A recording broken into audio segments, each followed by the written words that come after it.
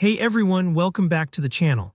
If you've ever been sent an Adobe Illustrator or EPS file but don't actually have Illustrator installed, today's video is going to save you a ton of hassle. By the end of this quick tutorial, you'll know exactly how to open and use AI or EPS files right inside Figma. No need for pricey design software or complicated workarounds. Whether you're a web designer, a student, or just someone who's been sent a logo from a client or a colleague, this process will let you get creative with those files instantly in Figma. Let's jump right in. Alright, the first thing you'll want to do is open up a new tab in your browser and head over to Convertio.co.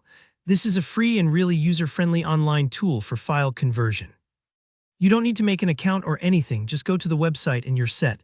Convertio works right in your browser, so whether you're on Windows, Mac, or even a Chromebook, you're in good shape. Next, you'll have your AI or EPS file ready on your computer. On Convertio's homepage, you'll see a big area prompting you to drag and drop your files. Go ahead and find your AI file. Maybe it's a logo, an illustration, or some vector graphic.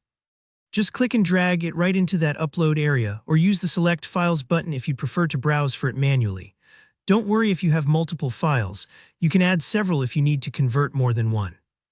Once your file is in there, it's time to pick the new format. This is important. Click on the drop-down menu next to your file and look for SVG. SVG stands for Scalable Vector Graphics, which is a web-friendly vector format that Figma fully supports. By converting your AI or EPS file into SVG, you'll keep all those crisp, editable paths and shapes so you can tweak colors, move elements around, and scale everything up or down without losing any quality. Now just hit the Convert button. Depending on the size of your file, this might take a few moments, especially if you're working with a complex illustration. Just give it a second and let the servers do their thing. When it's done, you'll see a download button appear next to your file. Go ahead and download the converted SVG to your computer. If you're ever unsure where it's saved, check your Downloads folder. It should be right there. With your SVG file in hand, let's flip over to Figma. Open up your Figma project, and now all you need to do is drag that SVG file straight onto your canvas. Figma will automatically import the file, keeping all the individual paths, groups, and colors as vector shapes, meaning everything remains easily editable. You can now move elements around, recolor shapes, or scale things up for a poster or scale down for web. Basically, you have all the flexibility you'd expect if you'd created the file in Figma from scratch.